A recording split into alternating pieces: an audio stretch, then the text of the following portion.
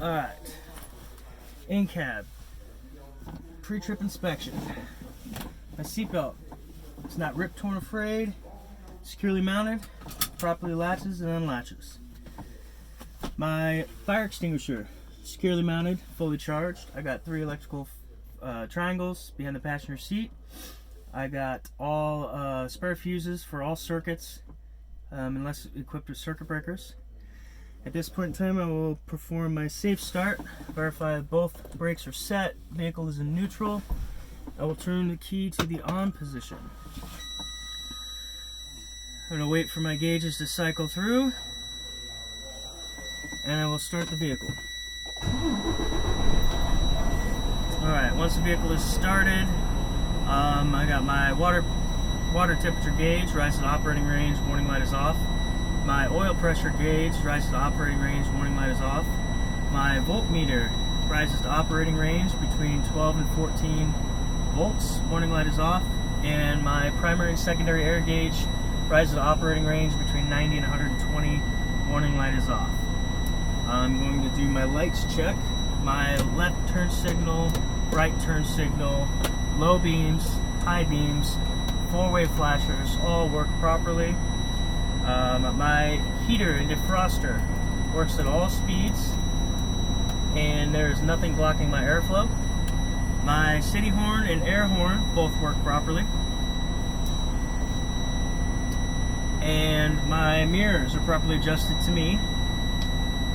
All glass is clean, not cracked or broken, and there's nothing obstructing my view. My windshield wipers are securely mounted. They're not bent, broken, or missing. The blades themselves are not cracked, cut, or dry rotted. The windshield wipers work at all speeds, and the fluid is full and operates properly. At this point in time, I will perform my tug test. For the tug test, I need to verify that I am at 90 to 120 psi, which I currently am not. So I'm going to build up some air pressure here to get this buzzer off.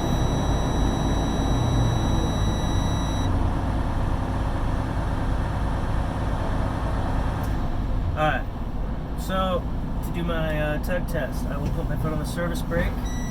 I will press in my trailer brake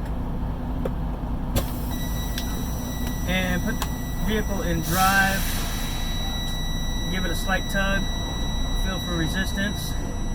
My foot back on the service brake, flop it back in neutral. That was the test for my tractor brake. I will press in the yellow button, put the car in drive,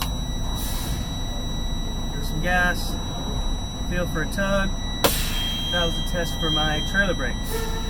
And this time I will perform a service brake test.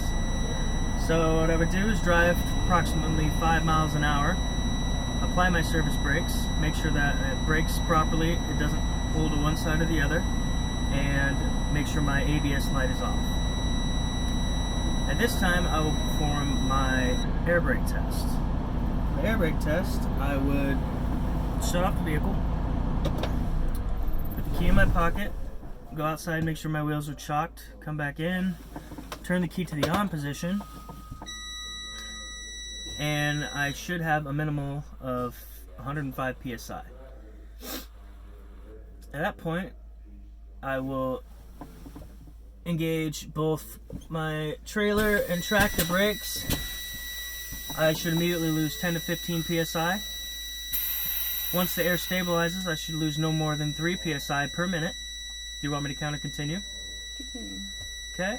At this time, I will put my foot on the service brake and hold it down for approximately 1 minute and should not lose more than 4 psi per minute. Do you want me to count or continue? Yeah. 10, 20, 30, 40, 50, 60. Okay. Now, for step 5 and 6, I am going to fan my brakes. By the time I hit 60 psi, my warning light and buzzer will come on. I will continue fanning my brakes until I hit 20 to 40 psi, in which both brakes will engage.